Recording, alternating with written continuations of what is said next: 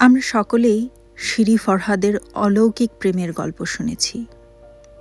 শিরির গায়ে আঘাত করলে ফরহাদের শরীরে সেই আঘাতের চিহ্ন নাকি ভেসে উঠত। কে ছিলেন এই শিরি ফরহাদ? চলুন আজ ছোট্ট করে জেনে নেওয়া যাক। শিরিন ছিলেন এক আর্মেনীয় রাজকুমারী, সৌন্দর্যে অপূর্ব, গুণে অতুলনীয়। তার রূপের কথা ছড়িয়ে পড়ে চারদিক। পারস্যের রাজপুত্র খসরু পারভেজ তার নাম শুনে মুগ্ধ হন, আর পরে তার রূপ দেখে হৃদয় হারান। শিরিনও তার প্রতি অনুরক্ত হন। দুজনের প্রেম শুরু হয় বার্তা, চিঠি আর অপেক্ষার মধ্য দিয়ে। কিন্তু ভাগ্য এত সহজ ছিল না। এই প্রেমের ঠিক মাঝখানে আবির্ভূত হন এক ভাস্বর, স্থপতি ও প্রকৌশলী, যার নাম ফরহাদ। তিনি ছিলেন সাধারণ এক শিল্পী। একদিন দুর্গের কাছে শিরিনকে দেখে প্রথম দর্শনেই প্রেমে পড়ে যান তিনি। খসরু জানতেন ফরহাদের প্রেম তার প্রতিদ্বন্দ্বিতা করছে। তিনি ছিলেন রাজা। তিনি চাননি তার মতো একজন ক্ষমতাবান পুরুষকে এক সাধারণ শিল্পীর সাথে তুলনা করা হোক।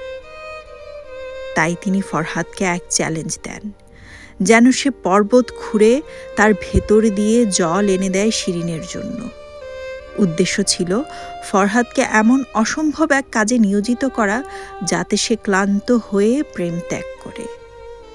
কিন্তু ফরহাদ প্রকৃত প্রেমিক, ভালোবেসেছিলেন, আর ভালোবেসেছিলেন চিরদিনের মতো।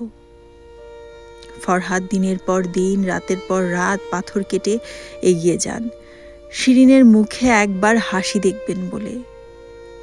ফরহাদ পাথর কাটেন, রক্ত ঝরান, গান গান, দুঃখ লুকান।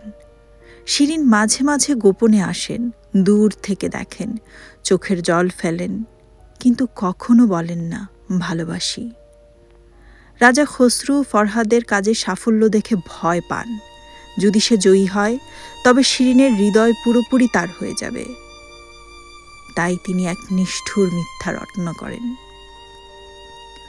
বললেন শিরিন মারা গেছে।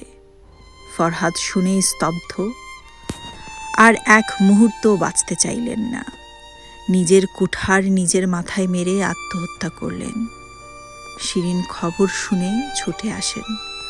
দেখেন ফরহাদের নিথর দেহ, পাথর খোঁড়া নদী রক্ত হয়ে তার দিকে বয়ে যাচ্ছে। আর এভাবেই সমাপ্তি হয় এক অমর প্রেমের।